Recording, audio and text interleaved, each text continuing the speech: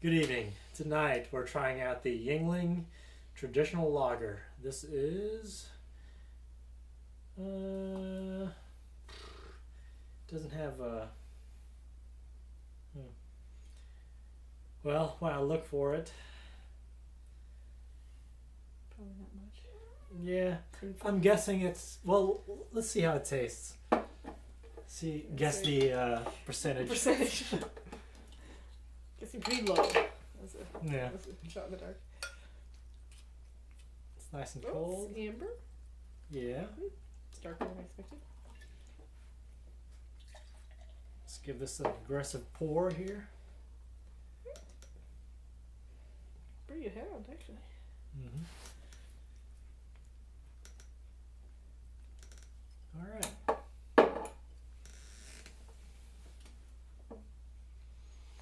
Nice. Ooh. It's like a lightly of perfumey, I think. Yeah, floral for sure.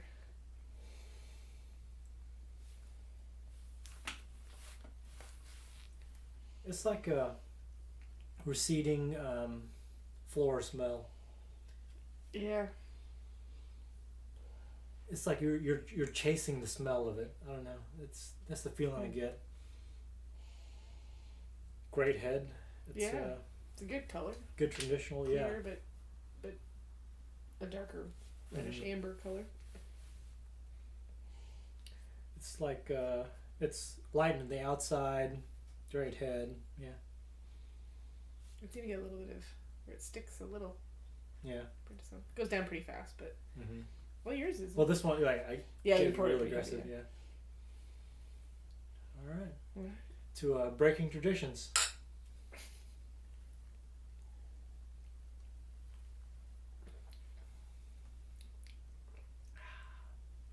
It's definitely a lager. Yeah. I'm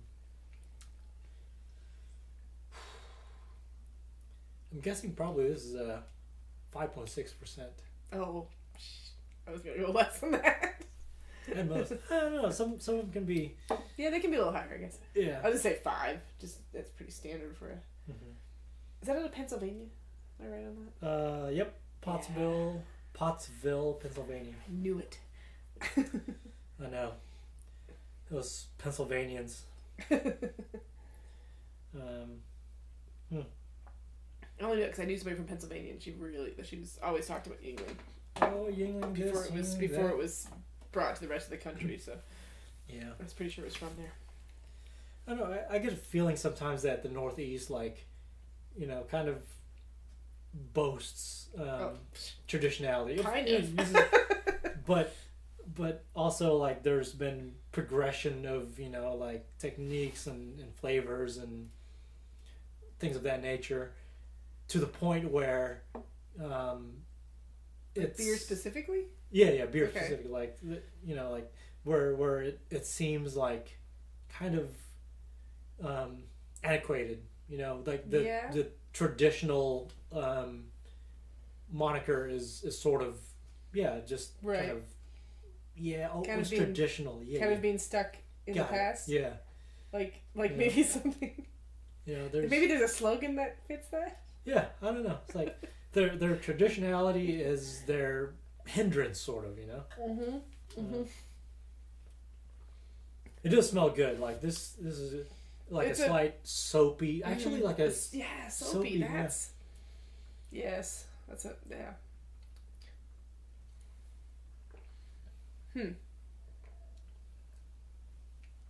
Like if this is a traditional lager and this is what a traditional beer should taste like, I don't know. To me now, it at this time seems a little outdated. Like it's a little simple. Super simple, which isn't always a bad thing. Yeah, no. Yeah, the more. I definitely, you're right. The more different beers you drink, and the more beers that have a lot of complexity and maybe a little strange, these start feeling very kind of boring. And lagers for me are always a little. I don't know. Maybe it's that soapy taste. There's some sort of weird taste to it. I always think they taste a little like they're not good. Like they're not good, but like they've gone bad. Like they've gone skunky or they've gone. Yeah. But I think now that's just the taste of a lager. Yeah. Just not... Yeah. I drink mostly ales, so that's an Yeah. issue. Yeah, traditional. Original amber beer, so it is amber. Okay. Yeah. It is America's oldest brewery. Who knew? Really? Apparently. It's 1829. 1829. Okay. 1829. Remember that for trivia night? I'm Yeah. sure that would come up at some point. Now, the thing is, like, how do I remember that? 1829.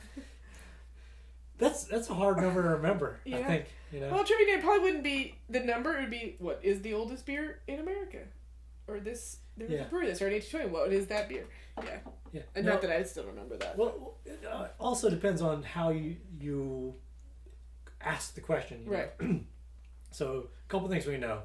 You know, date, 1829. Another thing is, like, chronology, like, oldest or whatever.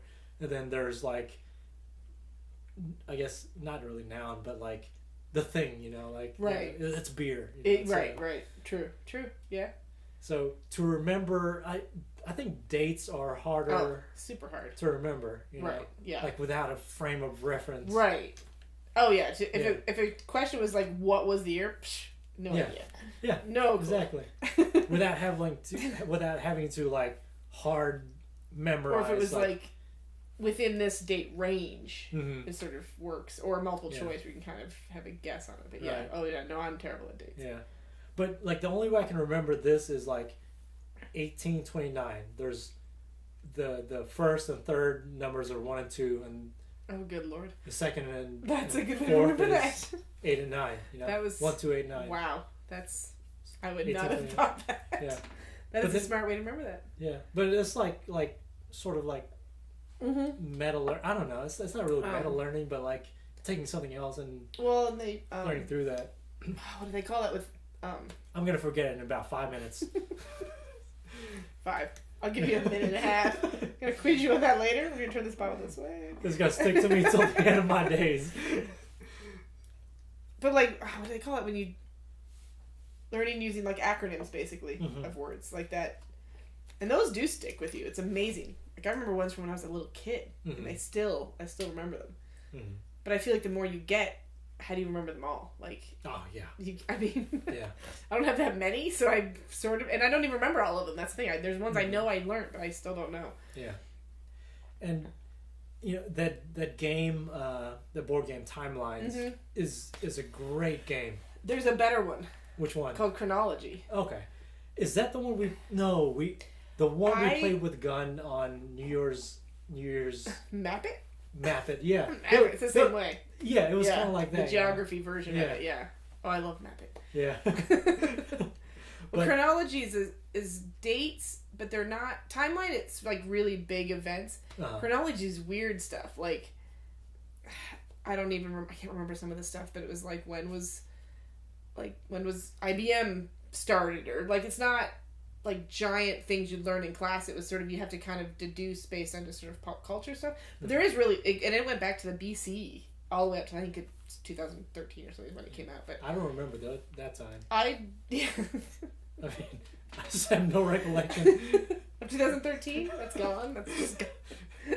I erased that from my memory. But we played that as it's another party game kind of thing. But it's the same idea where you got to put them in line in order.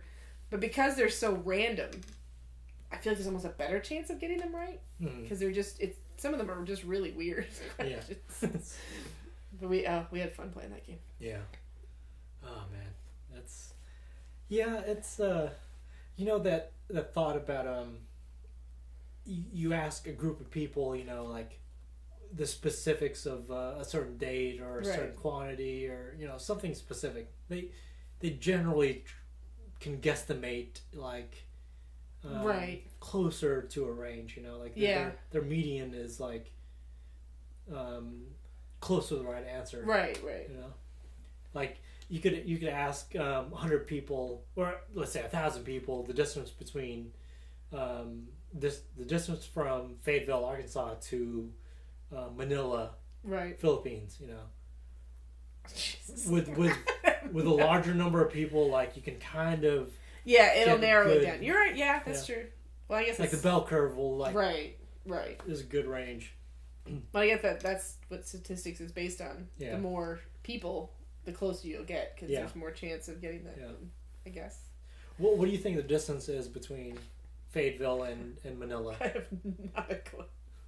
And distance is not something I should ever Yeah. be a part of. Straight line. A crow's. If you're a flat earther, you can just see it over there. I know. You know. From here to like Colorado Springs. So from here to Colorado Springs. I feel like it's. Oh God, I don't even want to say because I'm gonna be really wrong. Mm-hmm. It's gotta be like 1,200 miles. 1,200. So Maybe? from here to Albuquerque, from Fayetteville to Albuquerque is about 1,300 miles. Okay. 12 to 1,300, Okay. I think. Man, I'm like, I think that's right. I could be really wrong on that. Yeah. But I should know. I should know from here to San Diego because I did that trip, and we had it like mapped out, and I had but I don't remember now what it was because that would be like the coast. So to get from there to Manila, but oh shit, I have no idea. So across the ocean? How do you know how far that? So I really can't like determine the distance between here and to the east of me, but from here to the west, I can kind of gauge it. Oh, the reason is from here to my they're older, but like through different. Anyways, from here to my niece's house in Pasadena is about 23 and a half hours. Okay. I literally drove that from their house Straight to my house. That's impressive. Yeah, nonstop. Well, at least gas, of course, but right. like not No sleeping, going to sleep. Yeah. Good job. And Albuquerque was midway between there. Okay. So that's why I'm guessing like 12 to 13 hours. That makes sense. Yeah. But knowing that the breadth of the U.S. from, I guess the middle part, like the breadbasket, right. like, those flyover states. Yeah. We're sort of like in the middle towards the east. Yes, yes, yeah. And I think we're closer to the east than we are to the west. Yeah, true. And that was 1,600 miles, right? Where? From Fayetteville to Pasadena was. I think it was 23. No, it was 23 hours. Oh, hours. Yeah. Okay, gotcha. It was 1,600 miles. Miles, okay. And that is about. I mean, the Pacific is so vast. That's the thing. It's hard to do a judgment call on the Pacific. It is so vast that I'm guessing. We need Google.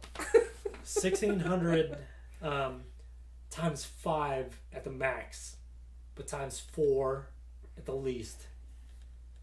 I was gonna randomly guess like 6,000 to 7,000 from here to Manila. That was my out of the blue. Yeah. I really have no clue. That's. I don't even know where that's coming from, honestly. Yeah. That's a good number. Wait, it's 1,200 miles? Okay, I'm way off on what I was thinking it is to. Okay, I'm way off on what I think Colorado. It's not that far to Colorado Springs. Yeah. Because that's only a 12-hour drive, 11-hour drive. Huh. So I'm way off on that. Yeah. Maybe it's 12 both ways. Maybe it's there and back. I don't know. But Colorado Springs, yeah. Okay, so it took a day to get to Denver, basically. It's like 11 hours to Colorado Springs, so it'd be like 13 to Denver. It's not that much further. Yeah. 12 maybe. I did that trip a lot, so I'm pretty familiar with it. Damn. Easy. Yeah, and actually, I like the drive through Kansas. God damn! Are you serious? Yeah. Kansas is the worst state in this whole Why? country to drive through. It's boring. No. It's flat. There's nice. Nothing there. It's just so soothing. It's like sort of mind numbing. That's and that's like sometimes you just get your mind numbed. Do you like. want to see our messages of how much we all hated Kansas? I don't know. I don't get. I drove from. We were south of San Diego. We were like getting closer to the Mexican border.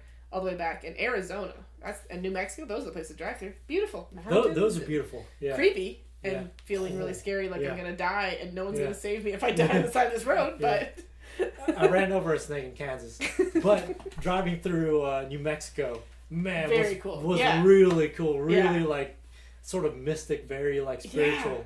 Yeah. And I was by myself, so I did have these weird like moments of this is like I'm like experiencing the world, and then I had moments of like, oh my god, if I like blow a tire, I will die. I will either go off this mountain, or no one will ever rescue me, or some weird like the hills have eyes person's gonna rescue me. I'm gonna really die. But I made it. It was fine. I made it to past. I was in Texas. I was trying to do something. I was trying to get home. And hit really bad winds. I mean, like Amarillo. Maybe it's Amarillo. Yeah. Had really bad winds to where I was like blowing off the road. Yeah. And I said, "Fuck this! I have to stop. I couldn't do it. It was like midnight. I was super tired, driven the whole way, and I was like blowing off the side of the road. I was like, oh, I can't do it. I was mad though because I really wanted to do it all in one trip. Yeah. I chose the right decision, I think. Because I only had like 3 or 4 hours to go home. Like I was almost there. Like I was close. I just had Oklahoma basically. I was on the border of Oklahoma.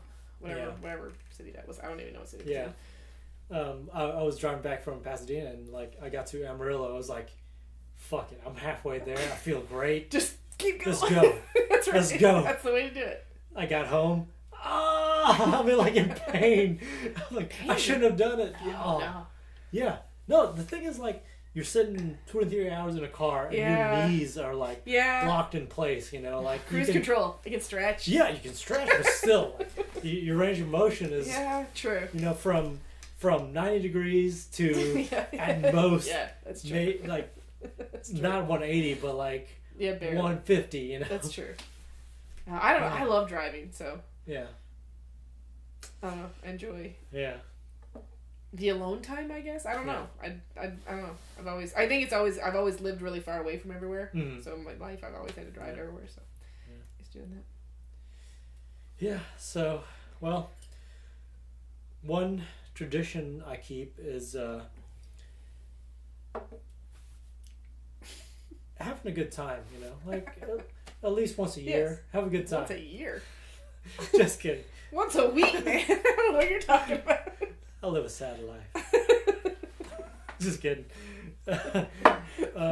This is the Yuengling traditional lager. It's quite traditional in its taste. It's it's reminiscent of what a lager is. Like 1829. Oh, I can't believe you remembered that. I just read it. I'm just kidding. No, I didn't remember. Cheater!